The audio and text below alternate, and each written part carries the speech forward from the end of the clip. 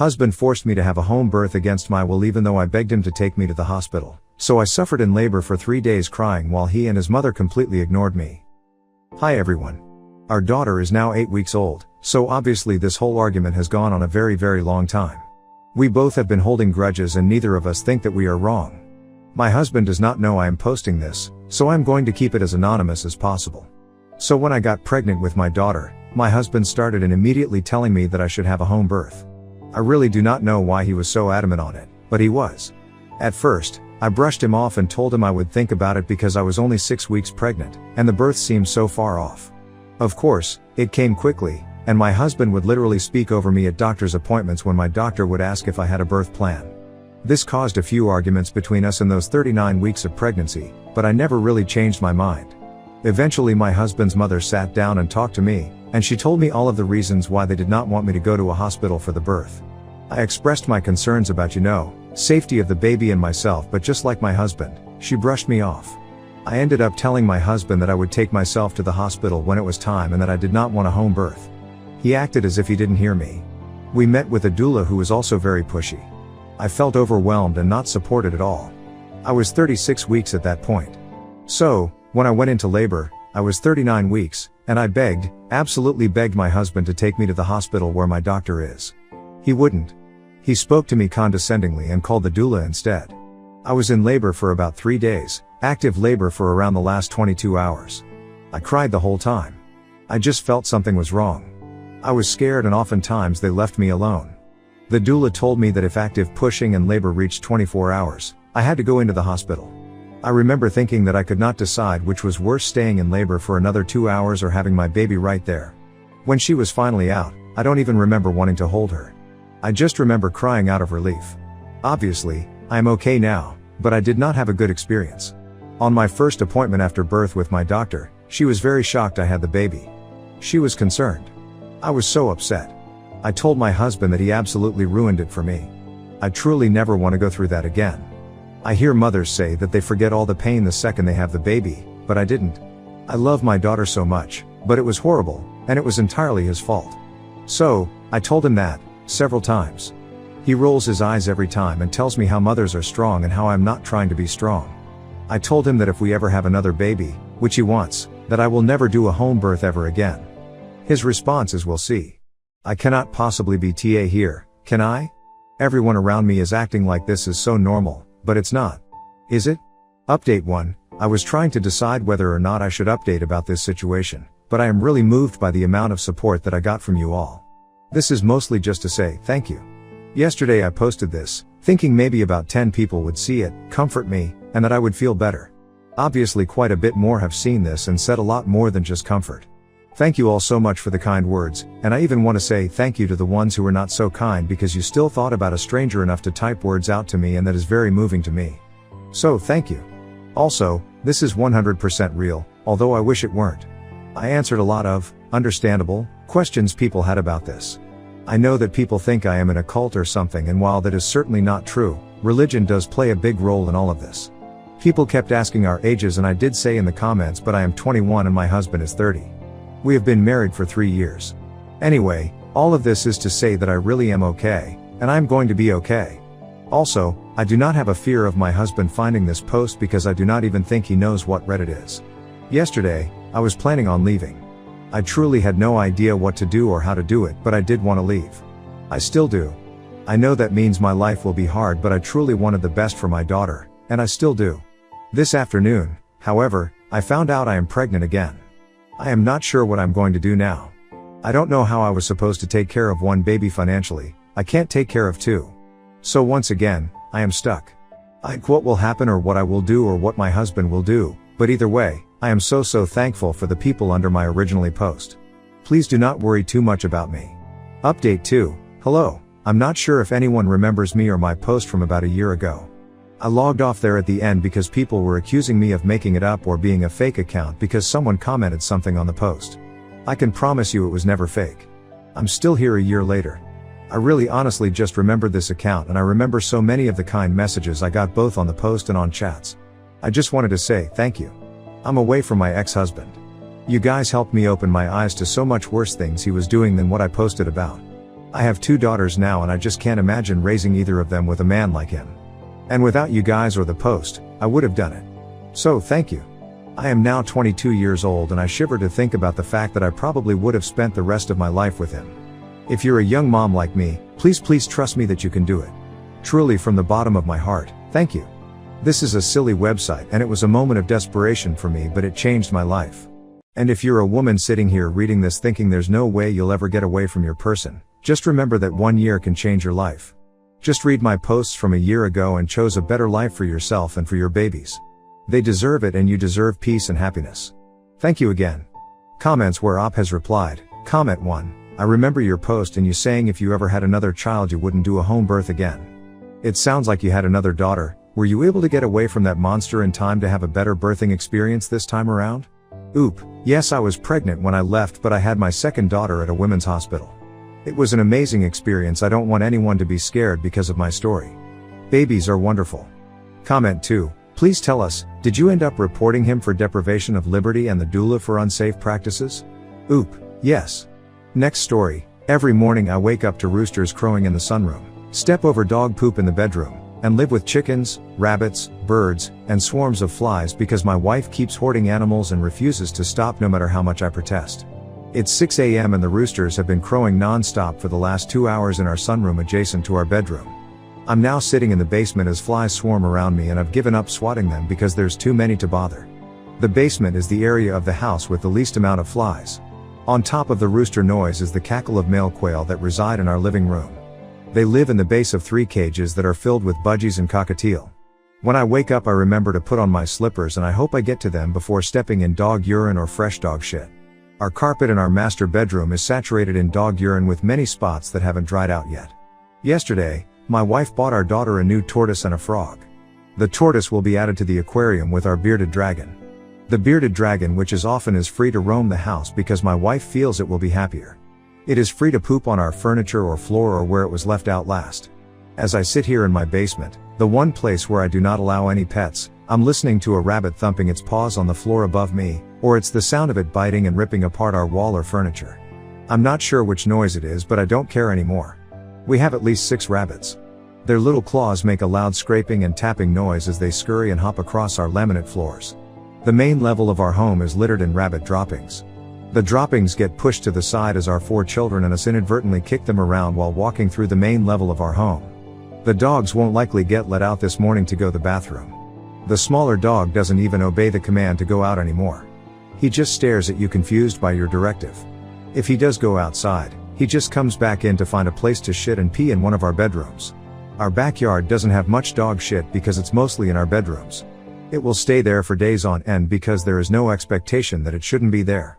The new smell from the giant rug I bought for the basement has worn off. It smelled like glue and dye and it drowned out the odors from the dozen chicken that reside in our family and living room. They live in a couple 36-inch fabric pop-up enclosures filled with pine shavings. It is saturated with chicken shit and urine and has soaked into our oak hardwood floors, permanently damaging them. The stench is eye-watering. We have a lot of feathered friends here. In our master bedroom are 3 more cages with a variety of exotic birds that sing loudly all day long and leave a permanent mess of seeds on the floor around the cages. They are free to roam, and so our room has dropping along our bed's headboard, on our pillows, along the sides of the doors where they perch, in our bathroom mirrors and down our shower curtains. Our sunroom has 30+ chickens and about 8 or 10 of them are roosters, and the roosters crow all day. This is where the flies breed. They come in through the 40-year-old sliding door that is often left open. This door separates the sunroom from our living area and our kitchen. The flies swarm in, and at any given time there are dozens of flies in our living space. The heat and humidity bake the sunroom floor, which is covered in chicken shit and urine, and the odor spreads through the house. Our house is in a suburban neighborhood. We do not live on a farm. In addition to these animals, we have 2 pet rats. They are sweet, but as you would expect, their cage is not well maintained and it stinks 90% of the time. Our boys' room has a snake and axolotl aquarium. One of our daughters has an algae-covered fish aquarium that we fill with water whenever we hear the filter screech because the water evaporated too low. She also has an unkept cage with a hamster that is rarely played with. Right now I'm listening to the mice eat through the foam board insulation in my basement. I want to get rid of them, but it's challenging with all the access to feed throughout the house. They seem to be breeding and entering through the home at a faster pace than they can be exterminated. I am not a pet person and this life is driving me nuts. My wife is a pet hoarder and has ADHD. Our backyard is a ghost town of quail cages from last year when she was really into quail breeding, and we had over 150 living in our backyard. Now there remains broken and half-built cages and mounds of shavings and wood chips that she intended to use as bedding. Scattered in random places in our backyard are household garbage bags of chicken shit. When you try to lift them, they fall apart because they weigh 30 to 40 pounds and the bags have deteriorated from the sun. When challenged, she seems to delight in the frustration it causes me because she is not happy in our marriage. It seems that accumulating animals is bringing her little bits of dopamine with each acquisition. I'm tired of living like this and I don't know what to do. Our children think this behavior is acceptable and they often chide at me for not being on board with the animals. They say I'm not a pet person. It's true that I'm actually not a pet person. But what we having going on here is irresponsible, unsanitary and illegal. This is pet cruelty and normalizing neglect of animals. Edit, people think this is a random post but it's real. I'm not uploading pics for privacy, but it's genuine. I wrote it in this style just to express everything because it's distressing and aggravating and I haven't expressed it to anyone. I'm seriously asking for advice. It slipped out of control. The amount of pushback from my wife when I address the problems creates a lot of tension and distresses the children. She just keeps bringing home animals. The last time I threatened to rehome the chickens that she was keeping in the house, she became extremely angry and combative. She rehomed them but not after a slew of insults and claiming I was being totally unreasonable. Then she just slips back into the same behaviors because she never believed it was a problem in the first place. We've had company come to our house but no one has called CPS or animal control yet. Seeing all these reactions has me realizing just how bad it is from an outside perspective, and a CPS call is a serious possibility and that is terrifying. Update 1. Some of you may remember my post venting and looking for advice on what to do in regards to an extreme animal hoarding situation with my wife. Dozens of chickens residing in the home and a variety of animals roaming outside of cages in the home, feces and a rampant mice infestation. After posting, I sought therapy and started getting my bearings straightened out. In the midst of setting firm boundaries and beginning the work to clean up literally 2 tons of chicken shit, sand and pine shavings and resolving the rodent problem, a call to CPS was made by a third party and an investigation ensued. Believe it or not, by that time, much of the situation was resolved, animals rehomed, home cleaned and sanitized. Nothing came of the CPS investigation and it was pretty quickly closed out. However, the relationship was essentially permanently damaged as my wife continued to deny the problem was out of hand. Deep resentment developed towards each other. Fast forward nearly 12 months and my wife requested a divorce. We are now separated awaiting an official legal divorce. I have moved into a very nice home and have the kids 50-50. My physical and mental health has dramatically improved. My kids now have an organized and clean haven. They seem happy. It seems inevitable she may lose custody of the kids at some point altogether. I'm hoping she can keep things in check, but due to the constant denial that there was a problem, it will most likely repeat. I may have no choice but take steps to ensure the children's safety at some point, further disrupting the children's lives from their otherwise loving mother. Limitations on pet quantities and cleanliness standards are written into the divorce settlement agreement. BTW, wife has been in therapy for a couple years in the midst of the hoarding. I guess you could say the therapist was either not savvy to the situation or enabling to an irresponsible level. I'm leaning towards the latter. She became more and more emboldened that I was causing her problems as opposed to looking inward. Her therapist seemed to fuel the delusions as far as I could tell. Anyway, thanks for all your advice and getting me to wake up to the madness I contributed to through inaction. Update 2. My soon-to-be ex-wife has a bit of an animal obsession but otherwise is a loving and attentive mother. We share 50-50 custody of 4 children. When we split up last year, I had worked really hard to get the house cleaned up, helped to rehome dozens of animals and eradicate a mice infestation before moving out. Since then, she has collected dozens of animals again and the home reeks of animal urine. My oldest child has reported that the mice have returned. There is so much animal feed around the property and inside the home that wild mice have endless food supplies. The dogs are not potty trained and every caged animal cannot be cleaned regularly enough to keep the odors at bay. When I got the kids for the week, all their belongings, clothing had the strongest pungent odor of dirt and urine. My home is clean and smells fresh and the kids' belongings made my whole house stink. 2 of my kids are wearing the same clothes day and night for multiple days at a time. I called CPS based on my attorney's advice and I feel awful about it. It feels and looks vindictive even though that is not my intent. I feel like garbage and like I'm betraying my kids' mom's trust. I want to co-parent amicably and I feel like this will take away from that. At the same time, she has a problem that is interfering with raising our children in a safe and sanitary environment. Also, my kids love having all the animals. Granted, they love them, but they don't recognize the amount of time and cost to properly care for them. They just like the excitement of having a bunch of pets/animals. This is going to also strain my relationship with the kids to a degree. They don't realize that 1. The animals cannot possibly be cared for adequately. 2. That they are going to school stinking to high heaven. 3.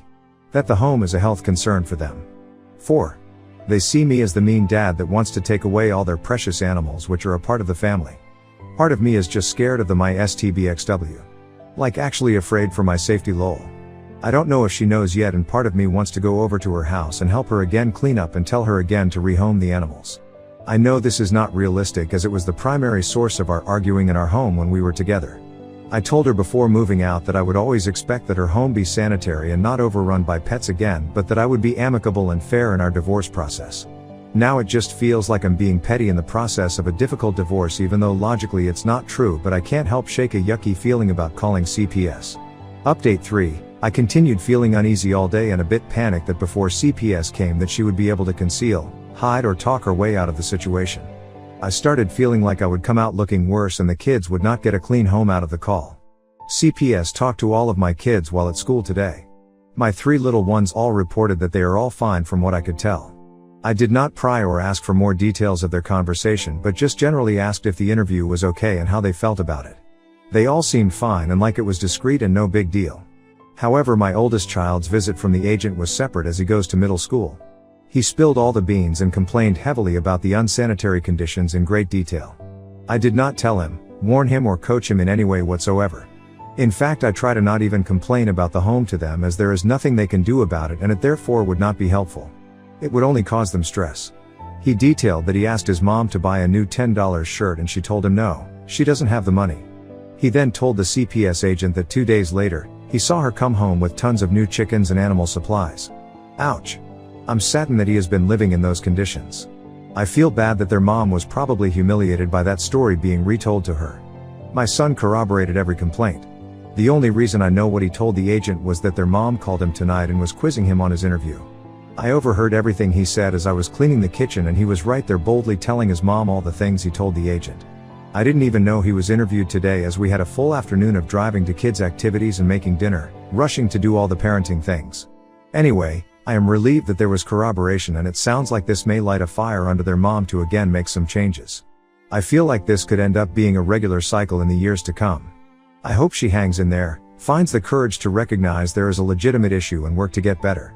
I haven't been reached out to by CPS yet, but I suspect to get a call soon and I hope they are able to convince her that changes have to be made.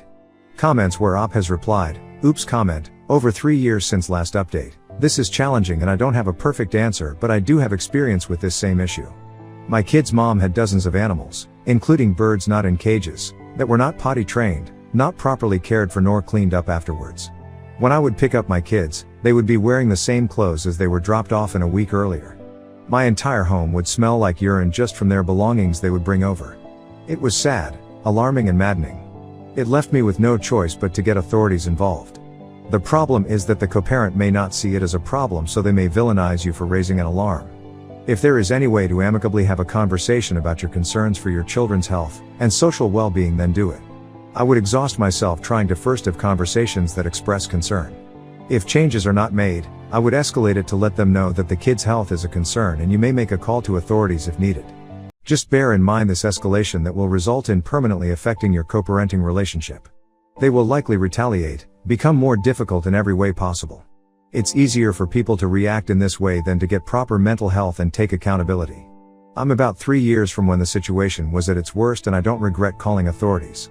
If anything, I'm still frustrated that she put me and the kids in a situation where that was our only option to enact a change. My comment is to provide you with validation and reassurance that you can get through it. Try to keep the relationship amicable. Document the concerns and take pictures if needed because your co-parent is likely to deny and downplay the legitimacy of your concerns. Keep it civil and fact-based and focus on the kids and not being vindictive towards your co-parent. Best of luck. Comment, what did calling the authorities result in? Oop, we had guidelines regarding quantity of pets and cleanliness standards written into our custody agreement. Neighbors also began calling in to make complaints about the dogs barking, chickens getting out. Home is in a suburban neighborhood, not a farm. Between visits from CPS and animal control, things have improved.